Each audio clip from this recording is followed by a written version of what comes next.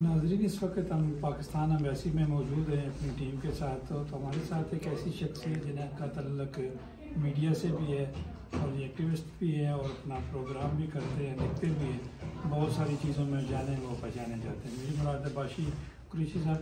बाशी साहब, आपको news one पर अगर आपकी आवाज़ पर खुशामदीद कहते हैं। आज पाकिस्तान एम्बेसी में तशरीफ़ लाए, ये तस्वीर नुमाइश हो रही है, इसके बारे में आप कुछ फरमाएँगे? राजा साहब, शुक्रिया आपका बहुत बहुत कि आप यहाँ पे आए और हमसे बात करना चाहते हैं। देखिए, कायद-ए-आज़म मोहम्मद अली जिन्ना की शख्सियत जो है वो हर पाकिस्तान के लिए है। आप जानते हैं कि आप खुद जर्नलिस्ट हैं। हम इसलिए यहाँ पे आए हैं कि अपने कायद की जो तस्वीर की नुमाइश अम्बेसडर साहब ने की है, ना सिर्फ उसको देखें बल्कि उस पर कुछ लिखें भी, ताकि जितने पाकिस्तानी यहाँ पे रहते हैं या वो लोग जो हमारी मज़ामीन पढ़ते हैं फेसबुक पे या रेडियो पे सुनते हैं, वो भी आके इस नुमाइश को देखें।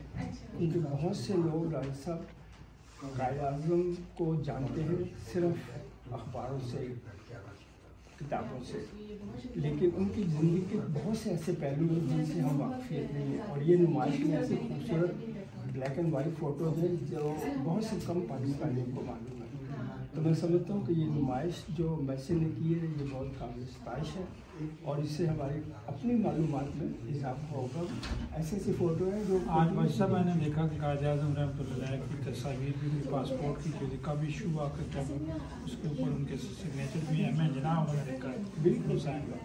वही मैं आपसे एक्चुअली आपने मेरे जहन पढ़ लिया। मैं वो आपसे कहना चाहता हूँ कि देखें, इतना बड़ा लीडर और जब वो पासपोर्ट पे उन्होंने बड़े लंबे टाइटल में लिखे सिर्फ एम्बेसी, तो ये चीज़ जाहिर करती है कि उनका कैरेक्टर, उनकी आदतें कैसी है। और हमें चाहिए कि हम ना सिर्फ उनको दिल में याद रखें बल्कि उनकी जो खूबसूरत बातें हैं उस पर चलने की कोशिश करें। भाई साहब, आपका बहुत शुक्रिया। बहुत शुक्रिया।